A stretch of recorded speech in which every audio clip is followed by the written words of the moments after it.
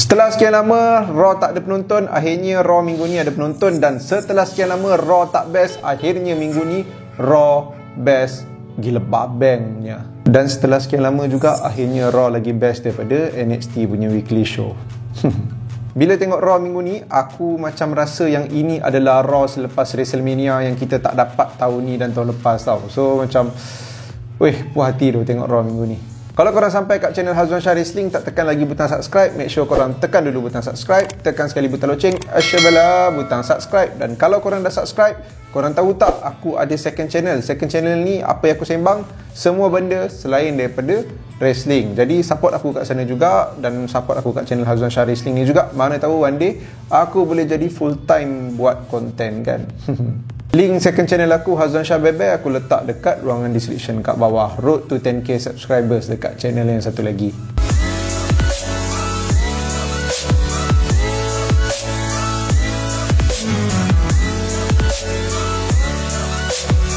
Video kali ni aku nak sembang pasal Raw minggu ni. Selalunya aku compilekan sekaligus sampai hari Sabtu Smackdown, and then Ahad aku keluarkan video apa yang terjadi dalam minggu ni lah. But then Raw minggu ni like too good to not to do a video dedicated untuk Raw minggu ni saja. Dan aku tak tahulah Smackdown minggu ni akan ada banyak benda nak dipercakapkan ke tak, tapi untuk Raw minggu ni dah ada banyak benda untuk nak dicakapkan. Dan sementara tengah panas, baik aku buat video pasal Raw ni saja kan. So kita mula dulu cerita pasal WWE 24/7 Championship. Aku suka Reginald menang sebab macam wow, rasa macam tak sangka, kejutan.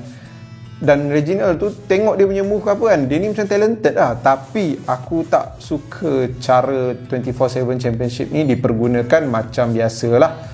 Which is time superstar macam Akira Tozawa, Lince Dorado, Drogulak dengan R-Truth keluar tu, 24/7 champion time tu, 3 orang yang kejar tu bila terjatuh tu, seriously macam orang bodoh je jatuh. Macam aku tak tahulah, tapi tengok benda tu menyakitkan hati tau. Lepas R-Truth tu dah jatuh, nampak je R-Truth macam tak adalah sakit pun jatuh macam tu. Boleh je bangun balik pergi masuk gelanggang apa kan. Tapi tak, kita tengok Akira Tozawa dengan Reginald saja. Dan apa yang Reginald buat atas gelanggang time tu mengkagumkan lah. Cumanya takkanlah 2 kali strike macam tu kau dah boleh tumbangkan Akira Tozawa. Akira Tozawa yang kalau kau tengok 205 Live dulu, kalau kau tengok Cruiserweight Classic dulu, Mamat ni bukan calang-calang orang tau. Dia ni sebenarnya ganas tau. Tapi apa yang WWE dah buat dengan dia kan. So benda tu menyakitkan hati. Jadi untuk 24/7 Championship minggu ni, aku suka Reginald menang. Aku suka apa Reginald buat. Tapi cara dia orang guna Akira Tozawa, Drogulak, Lince Dorado yang mengejar adegan tu semua, aku tak berkenan lah. Dan aku terpaksa aku dan terima lah yang 24/7 Championship ni diwujudkan untuk diperbodohkan. Kita nampak Keith Lee buat comeback. Dan cerita pasal comeback ni guys, akhirnya guys, minggu ni aku tak dapat spoiler langsung. Tak ada orang tag aku, tak ada orang DM aku, tak ada spoiler. Thank you so much. Teruskan. Kalau ada lagi lepas ni aku tak tahu nak cakap apa. So balik pada Keith Lee punya comeback, memang out of nowhere. Aku tak expect. Aku ingat time Goldberg pula tu cerita kejap lagi. Goldberg, aku ingat time Bobby Lashley buat open challenge tu, mungkin BE ke yang akan keluar kan, sebab aku nak BE pula yang macam avenge Xavier Woods dan juga Kofi Kingston, since BE pun dah ada money in the bank kan. But then Keith Lee yang keluar, satu memang benda yang mengejutkan. Cumanya perlawanan tak best mana pun, ada beberapa move yang aku rasa sloppy kat situ. Lepas tu kita nampak Keith Lee kalah di tangan Bobby Lashley. Aku rasa benda tu bukan satu masalah sebab dia kalah di tangan seorang champion yang betul-betul dominan, which is bukan kekalahan yang memalukan tapi kekalahan yang bermaruah bagi aku. Dan diorang pun tengah betul-betul nak build Bobby Lashley ni untuk lawan dengan poin yang ketiga aku nak sembang, lawan dengan Goldberg. Goldberg buat comeback dekat Raw minggu ni. Ramai yang dah tahu pasal benda ni sebab diorang dah macam dah dapat news, dah dapat baca Twitter yang Goldberg nak muncul apa semua kan.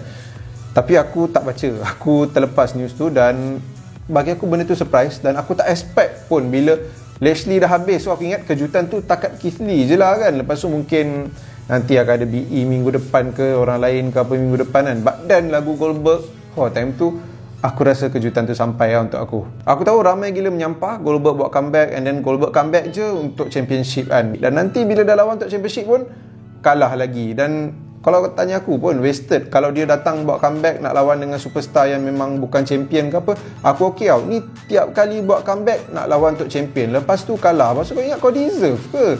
Betul tak sedar diri orang tua tu. Bukan Goldberg orang tua tu, Vince McMahon orang tua tu. Betul tak sedar diri. Dah buat benda ni berapa kali dah. kau akan buat orang benci Goldberg nanti. Still aku faham kenapa WWE buat macam tu, sebab yelah SummerSlam dia mesti nak ada match yang consider blockbuster kan. Mungkin diorang tak dapat Brock Lesnar dan diorang guna Goldberg lah untuk lawan dengan Bobby Lashley. Walaupun aku rasa macam tiba baik Goldberg lawan dengan Roman, sebab hari tu macam ada beef yang tak diselesaikan lagi. Baik Goldberg lawan Riddle, itu yang aku nak tengok daripada dulu. So satu keputusan yang aku rasa agak tak apa-apa sikit, but then aku faham sebab diorang nak match yang blockbuster dekat SummerSlam, which is John Cena dah lawan dengan Roman untuk Universal Champion. Dan kita boleh tengok Bobby Lashley dengan Goldberg pula. Aku lagi prefer dia orang terbalikkan kot. Goldberg Roman, Cena dengan Lashley. Sebab Cena dengan Roman dulu dah tengok dah 2017 ke tak silap aku. So kalau Lashley dengan Cena macam unik sikit. Lepas tu Goldberg dengan Roman macam ada benda yang tergantung yang tak diselesaikan lagi kan. But then ini adalah aku punya pendapat ataupun pilihan aku lah. So aku tak tahulah, kalau korang rasa memang lagi best tengok Goldberg, Lashley, Roman, Cena, okey lah. Cuma aku berpendapat yang tukarkan, switch. Satu lagi benda yang buat aku rasa macam wow, sampai kat sini, Jeff Hardy dia dapat theme song No More Words balik. Dia pakai balik theme song tu. So harapnya lepas ni kita boleh tengok Drew McIntyre pakai theme song Broken Dreams lah. Kalau Jeff Hardy boleh, kenapa Drew McIntyre tak boleh? Dan ada cerita sebelum ni yang beritahu Drew McIntyre nak make sure dia dapatkan lagu tu bila dah ada penonton nanti kan. So hari tu dekat Raw baru ni dia tak pakai theme song kan, tak silap aku. Ada theme song lepas dia bantai Shanky berapa kali dengan kerusi kan, which is aku nak cerita kat pasal Shanky ni. Kesian tu, rasa macam Shanky ni yang Mama Indian yang tinggi gila babeng tu, macam ada buat salah dan dia didenda oleh WWE. Dan itulah, kesian tu. Lepas tu tengok gambar habis tu ataupun video kamera fokus kat belakang badan dia kan, macam kesan baik. Aku tak tahulah kenapa, apa yang Shanky buat sampai dia kena macam tu. Kesian, dia dah lah consider macam superstar yang baru juga dalam WWE. So itulah, Drew McIntyre masih lagi lagu yang lama kalau tak silap aku. Jeff Hardy memang kecoh, orang suka, dia dapat lagu tu. Dan even commentator pun macam highlightkan benda tu. Maksudnya memang dah lama gila kot orang tunggu benda ni kan. Dan satu benda yang aku suka juga, bila dia dapat lagu tu, dia dapat menang bukan dengan cara-cara orang, tapi Karrion Kross. So aku macam happy untuk Jeff Hardy sekarang ni. So kat sini dah boleh jadi starting point untuk kau push Jeff Hardy. Dan Jeff Hardy ni in the future boleh jadi WWE Champion ataupun Universal Champion. Cumanya bila kata Jeff Hardy kalahkan Karrion Kross, aku happy Jeff Hardy menang. Aku menyampah dan sakit hati gila tengok WWE buat Karrion Kross macam ni. Kalau kau buat Karrion Kross macam ni, baik, tak payah panggil dia naik ke main roster dan muncul kat Raw. Bagi dia duduk diam-diam dekat NXT. Gampang apa yang kau buat ni WWE. Kemenangan Jeff Hardy tu, kau boleh bagi Jeff Hardy menang dengan orang lain kot. Kau bagi Jeff Hardy menang dengan Sheamus untuk non-title ke. At least lah, jangan Karrion Kross kot. Karrion Kross dah di-build baik dekat NXT, diguna pakai dengan baik kat NXT, naik ke main roster, baru first day dah rosak dah mamat tu. Dah lah kau bagi dia keluar seorang tanpa Scarlett. Kita rasa entrance dia tak berapa lengkap. Siapa yang lain NXT tahulah macam tengok entrance dia macam tak feeling sebab tak ada Scarlett. Lepas tu bila dah lawan kalah lagi, so aku rasa Karrion Kross dirosakkan terus lah dekat dia punya debut Raw kali ni kan. Bukan dah macam Kevin Owens yang dulu debut dekat Raw, lepas tu lawan dengan John Cena kat Money in the Bank ke, tak silap aku kan. Lepas tu Kevin Owens menang. Tapi ni tak, Karrion Kross kalah, dimalukan, diperbodohkan, and then keluar tanpa Scarlett. So aku tak faham kenapa kau nak buat Karrion Kross debut. Kalau kau nak buat orang lain debut ke, kau pakailah siapa NXT superstar lain yang dah macam tak dipakai dekat NXT sekarang ni. Benda ni sebenarnya betul-betul buat aku rasa sakit hati dan marah. Walaupun Raw dah best minggu ni, dia bagi juga kita rasa sikit benda yang menyakitkan hati. Dan last kali kita nak cerita benda yang berlaku kat main event lepas Rhea Ripley lawan dengan Charlotte.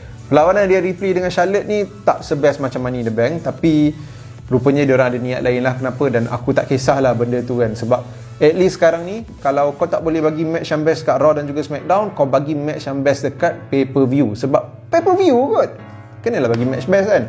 So cerita pasal Charlotte ni, bila dah habis match, dia sengaja buat DQ, and then Rhea Ripley bantai dia. Bila Rhea Ripley macam dah nak settle bantai dia, Nikki Cross datang. Nikki ASH sekarang ni, Nikki Almost Superhero, datang dan cash in dia punya Money in the Bank. Seriously guys, aku mula-mula macam tertanya tau, bila diorang buat announcement ni and then match ni berlangsung kat main event, aku macam fikir ini mesti Becky, bila match ni dah habis, Becky Lynch akan buat comebacknya kan. Sekali tak, rupanya kejutan yang lain, which is aku appreciate gak benda tu sebab aku tak nampak benda tu datang. So aku suka benda tu. Dan aku cakap dah dekat dua video lepas, aku nak Nikki Cross menang Money in the Bank. And then dekat video Money in the Bank dan kau tengok Money in the Bank pun, Nikki Cross menang, dan aku suka Nikki Cross menang. Dia dah ada good run sebelum Money in the Bank. Lepas tu bila menang tak sampai sehari terus cash in dia punya Women's Money in the Bank, dan bila dia keluar tu aku time tu dah tahu dia akan terus betul-betul cash in dan akan terus menang kan. Bukan macam acah ke diganggu dengan orang lain ke, sebab match ni berlangsung kat main event. So diorang mesti nak tutup Raw minggu ni dengan something yang Cumanya kemenangan Nikki Cross dengan crossbody macam tu, aku rasa macam boleh buat dengan cara yang berbeza kot. Mesti ada cara lain yang boleh buat nampak macam finish tu epic sikit. But then tak kisah, yang penting the moment tu yang berjaya tangkap hati aku. So bila Nikki dah menang, referee dah kira sampai 3, dia dapat Raw Women Champion. Aku punya seronok time tu, walaupun dia bukan superstar favourite aku. But then this is a very good story yang WWE cuba sampaikan dekat kita. Raw minggu ni aku tak rasa semua match yang ada tu best tau, tapi storyline, kejutan, dia sumbat kita dengan adrenaline rush, semua benda tu aku rasa cantik dan Raw minggu ni banyak sangat kejutan. Aku tak tahulah, hanya kerana Raw pertama selepas dah sekian lama tak ada penonton. Aku okey kalau dia bagi kita banyak benda yang shock macam ni, tapi kalau dia boleh kekalkan secara almost konsisten pun aku okey lah. Tak adalah tiap-tiap minggu kan, tapi macam dalam 2 bulan tiba-tiba ada satu Raw yang kurang sikit, tapi lagi 2 bulan sambung lagi best kan. Macam tu tak apa. Tapi kalau semua sumbat kat kita minggu ni, minggu depan, lepas tu jatuh balik, makin lama makin tak best, no point lah. Baik semua benda yang ada hari ni. Sebab even Keith Lee seorang datang, aku dah rasa cukup kejutan dah. Lepas tu kau tambah Goldberg lagi, pun dah kejutan lagi kan. So beberapa kejutan yang ada kat sini kan. Kalau kau memang tak ada plan nak buat kejutan dan buat kita excited in the future, baik kau simpan sikit-sikit. Tapi kalau kau memang in the future pun kau ada banyak lagi benda yang best nak bagi kat kita, tak apa. Raw minggu ni memang dah terbaik dah. WWE did a very good job, seriously. So lagi sekali, aku tak kisah surprise banyak macam ni, shock banyak macam ni, kalau WWE nak konsisten. Tapi kalau in the future dah tak ada plan nak bagi kita rasa shock macam ni, sepatutnya kau janganlah lebih-lebih. Kau dah bagi kita harapan supaya Raw yang akan datang akan jadi Raw yang lebih baik daripada Raw yang pernah kita tengok sebelum ni. Ok guys, itu saja untuk video kali ini. Next video ataupun video pada minggu depan, aku akan up satu video yang sebenarnya video ni aku dah di shoot pada hujung bulan 6, tapi terlupa nak up, baru edit. So takut benda tu basi, tapi haraplah nanti bila video tu dah keluar korang tengok dan layanlah dua-dua video belakangan ni. Mother Father.